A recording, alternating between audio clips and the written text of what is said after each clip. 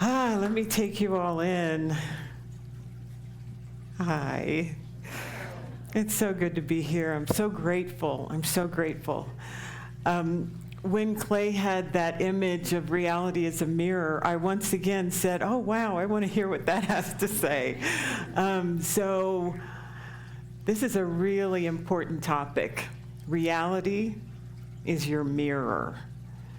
And Ernest Holmes had this wonderful quote, life is a mirror and will reflect back to the thinker what he thinks into it. Now, this is such a deep teaching, so let me go into it really simply. As Hazel was saying, she was listing off all of these labels and things like that, which I don't really align with, and I'll tell you why. I had a bachelor's degree, I had a master's degree. My life was in shambles. So some people would say, oh, you know, you're well educated, you have a job. I was working at the county in Las Vegas, Nevada as a trauma specialist for children and adults in the foster care system in abuse and neglect. So I had this pinnacle of a job based on the training that I had. But I felt like my boss was a moron. I felt like the world was attacking me. I felt like there was nothing I could do right. I felt oppressed. I felt like a victim. My husband was taking me to court. My ex-husband was taking me to court for custody. So I had all of these things going on. I had all of these bills. I had coworkers that I felt were sabotaging me. So every time I went to work, I felt like it was like needles. I felt attacked. I felt victimized. So my life was not great. So what I wanted to do was change my boss. If I change my boss, if he acts right, my life would be better. If my ex-husband could just, I don't know, have some type of lobotomy, and he would stop this court and litigious thing and getting me letters in the mail and all of these things and accusing me of this, that, and the other, even saying that I wasn't feeding my child, and I worked for Child Protective Services. So it was crazy. And I thought that all the people in my life needed to change. Doesn't that make sense? It makes sense to me at the time. Until the universe wanted to show me that my life was reflecting back to me what I was thinking about. What? In other words, I was creating all of this chaos? What? That did not make sense. So I'm on the freeway.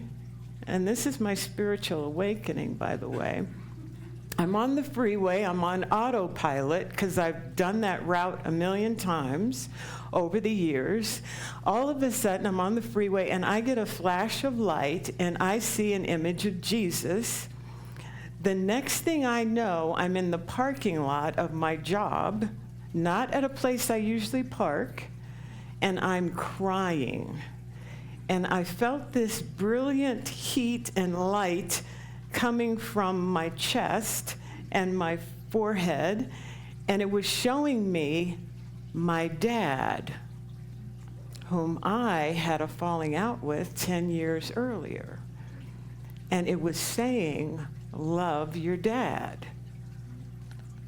What? That makes no sense at all. Why am I? Of course, I've forgiven my dad, I thought at the time, because I've moved 2,000 miles away from him. Doesn't that mean you forgive him? And so I was having this feeling, this rush of love your dad. And I loved my dad. And then I got this rush of feeling, love your boss. And I loved my boss. And then my ex-husband, I love him so much. So I got this rush of love, and at the same time I was feeling those feelings for those people, I felt this rush of love for myself. And I realized that I was not separate from my boss, from my ex-husband, and from me. and from my dad. So that was a huge spiritual awakening that taught me that when I understand who I am, and I'm not separate from those people, my life began to change. Do you know my boss stopped being a moron? Because I no longer thought of him as a moron. My ex-husband, what a sweetie pie. He was such a sweetie pie because I saw myself as a sweetie pie. I can't separate anymore. Once you know that you're one with God and God is everything, you begin to think in different ways, and then it creates your reality. Isn't that powerful? It really changed my life more than any type of education, more than any type of job. It was the way I began to see the world and the world around me. So when I'm going to Walmart and I'm in the aisle and I'm smiling and just going, hi, people are like, what is she smoking? But then they start to say, wait a minute, I think that's supposed to be normal. That's the way we're all supposed to react to each other once our thoughts are aligned with God, because the God and I are one. Now, I think, Jackson, do you have a song for us? I know, he's dozing.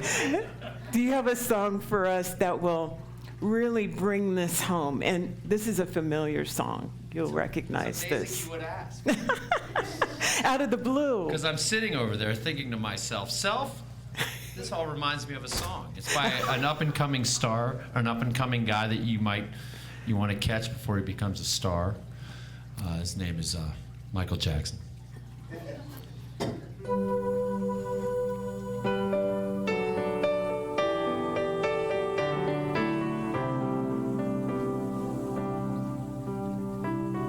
I'm gonna make a change for once in my life. Hey, if you know it, you can sing along. It's gonna feel real good, gonna make a difference, gonna make it right. As I turn up the collar on my favorite winter coat, the wind is blowing my mind. I see the kids in the streets with not enough to eat. Who am I to be blind, pretending not to see their needs? So much disregard, a broken bottle top, a one who's a soul. They follow each other in the wind, you know, 'cause they got nowhere to go. And that's why I want you to know that I'm starting with the man in the mirror. I'm asking him to change his ways. No message could have been any clearer. If you want to make a change, you make a better place. Take a look at yourself and then make a change.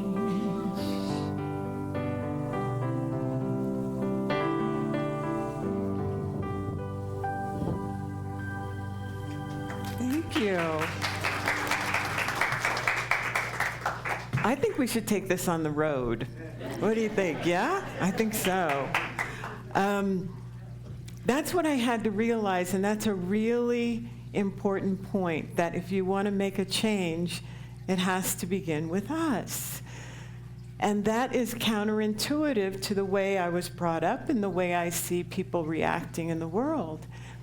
I'll give you an example. Let's pretend this is a mirror right here, and I want to make some adjustments. Let's say I want to take this and put it down and maybe put another hat on or take off my earrings. It makes sense to do it here. I would never do it here at the mirror. That doesn't make sense. But we're always trying to fix things out here when we should be fixing it right here. And if we can get that image when we're trying to fight with somebody, you need to change. Because if you changed, the world would be better, our family would be better. And what we don't realize is that there's an ego inside of us that speaks from its wounds. Let me give you an example. The ego told me that my boss was to blame, that my ex-husband is to blame for all my problems. The ego does that, and the ego was saying, do this to the mirror. It never works. Now, I'm a therapist, and you can't change another person. I know that. We're taught that in school, that they have to want to change, and you create an environment to change, and the environment is actually you. That's the environment. So that is where we start. We start with the person in the mirror. We don't start with the mirror, because the mirror is only reflecting back to us what unhealed wounds we have within ourselves. I wasn't thinking about my dad, but the universe was showing me that I had a core belief about men, because that was my first wound. So who was showing up in my life to wound me over and over again, to show me what I needed to heal within myself, not the mirror. So I need to tell you that I had a wonderful 10-year relationship with my dad before he passed on, and it was because of that experience. I was a different person. That's what they say when they say you've been born again. I wasn't the same person. I couldn't even relate to the same things that I held on to. Why? Because my ego was no longer valid.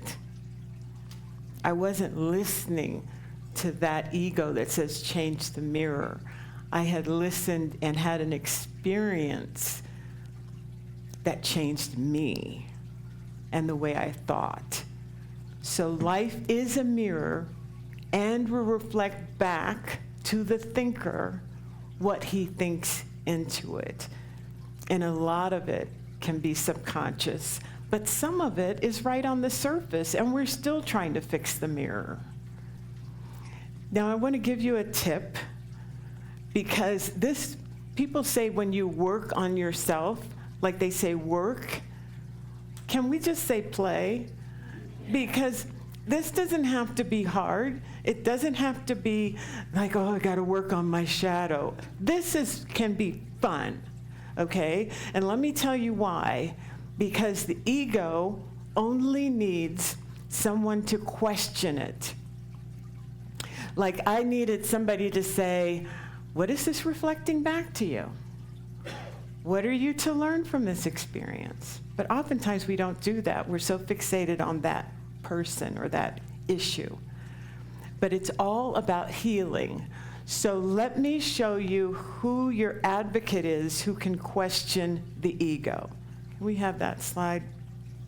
You might be familiar with this character. Okay, this is Columbo. This was one of my favorite shows. You know why? Because he was so kind. He was a little fumbling, but he had this personality that was very engaging and kind of catches you off guard because he's brilliant. But you don't know he's brilliant because we have these stereotypes of what that looks like, and he didn't look like it. So who was caught off guard? The person who committed the crime. So the ego commits the crime of thinking that you're separate from God. Let that sink in. Did you get that? The ego thinks it's separate from God, and it's committing that atrocity every moment, every second of the day. Even today, you may have experienced something where you felt like you were separate from other people or separate from the situation, but you're not. The ego tells you that. Columbo is here to catch the ego and ask questions. So, was that loving? The ego, how is the ego going to answer that? The ego knows it wasn't loving. When you gave that snide remark to your boss and you did the eye roll, was that loving? Was that coming from your highest and best good, not just yours, but theirs too? See, the ego can't escape Columbo. So when I am looking at myself, I ask the question, and I bring forth Columbo. And I'll tell my clients, did you Columbo it? What was your answer once you Columboed it? And we know what the answer is. It's just that we continue to try to fix the mirror when it has nothing to do with the mirror. It has to do with things that we haven't accepted, even things that we haven't loved within ourselves. Columbo can get to that and ask those deep questions that help us get back to oneness. So here are some questions that you can ask, and it can be fun. They're questions for the ego. Are you love? Are you love right now? What is making you think you are separate? What is keeping you from knowing who you are? And we're all God beings, we're all light, we're all joy, we're all love. We know that, but there are things like the ego will tell us that we're not. What is this experience revealing to you? What within you have you not loved? That's a big one. You can also add forgiven. What in you have you not forgiven? What within you are you trying to avoid?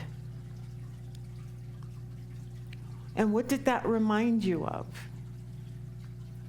And sometimes it can be a core wound that goes back long, long ago. And why were you triggered?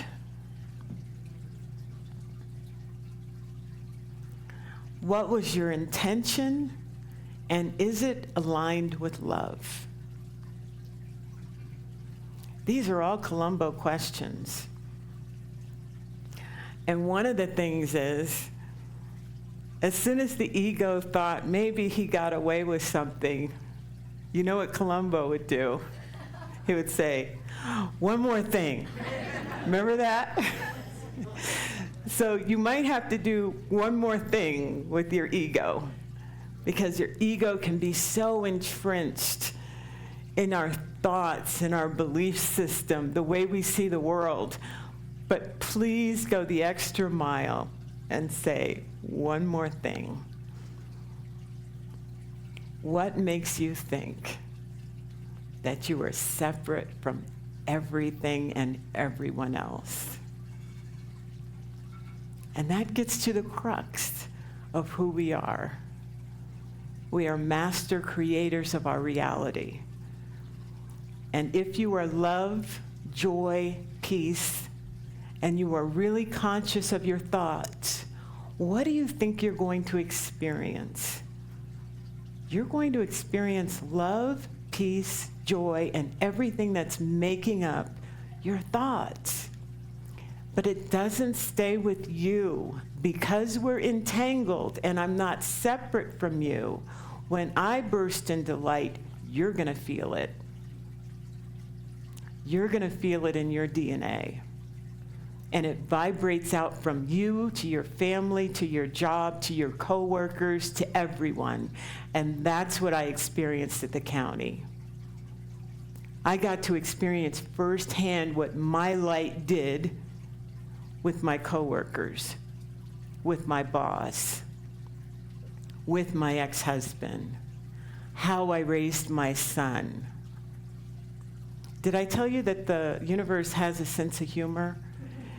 Because my core wound with men gave me a son, right?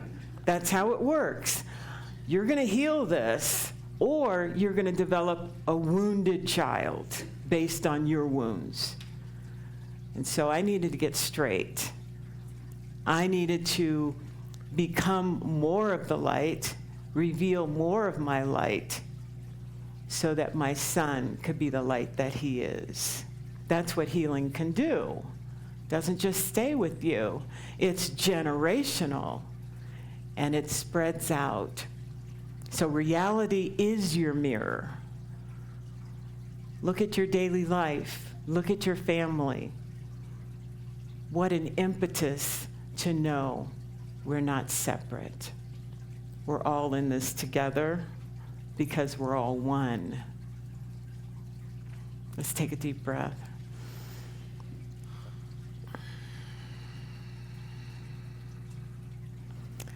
Let's go into a meditation.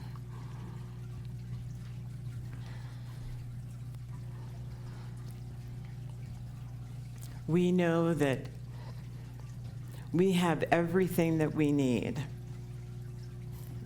We're whole and complete as we are right now in this moment.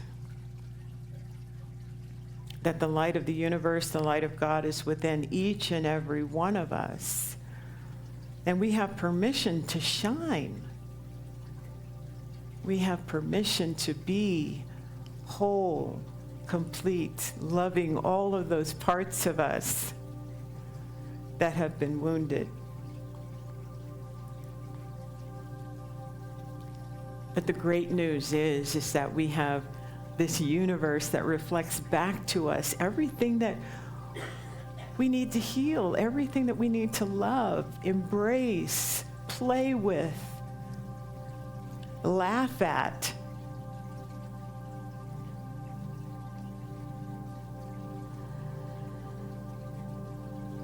But one thing the universe wants from us is our knowing that we can. We can laugh, we can joke about some of the things that have happened in our life, and we can come out on the other side and show what strength and power really looks like. When we have no fear, when we have no separation.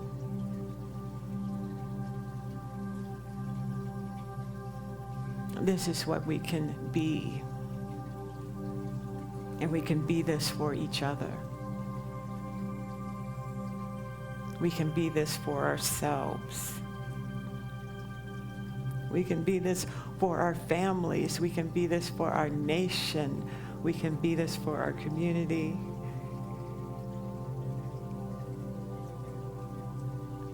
Oh, the light encompasses all.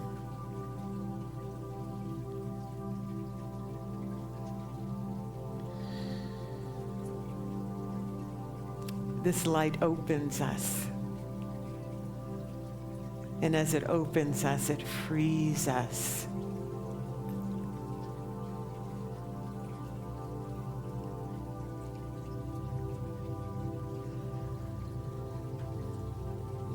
And we can give birth to so many things, so many potentials when we are free of everything that separates us.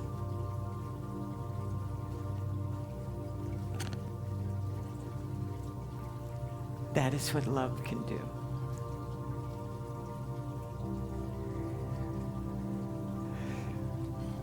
Let's take a deep breath.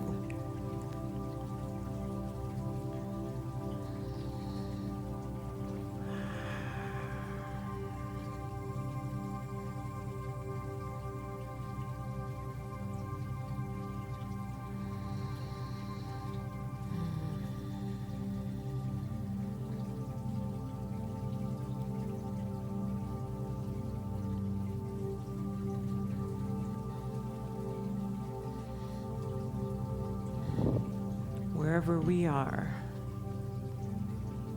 God is. Wherever you are, God is. Take a deep breath of knowing who and what we are.